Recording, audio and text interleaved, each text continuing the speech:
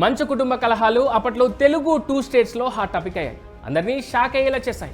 అన్నదమ్ముల మధ్య గొడవలు ఎటువైపు దారి తీస్తాయో అని అందరూ అనుకునేలా చేశాయి. అయితే ఈ గొడవలపై అప్పట్లో సైలెంట్గా ఉన్న మంచు లక్ష్మి ఇప్పుడు నోరు విప్పారు. మంచు కుటుంబంలోని విభేదాలపై తాజాగా ఓ ఇంటర్వ్యూలో రియాక్ట్ అయ్యారు.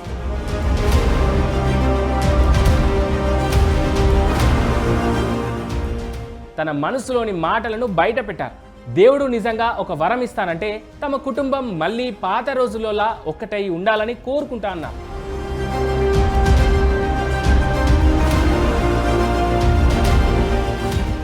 ఏ కుటుంబంలోనైనా గొడవలు రావడం సహజం, కానీ ఎన్ని తగాదాలు జరిగినా చివరికి మనతో మిగిలేది కుటుంబమే.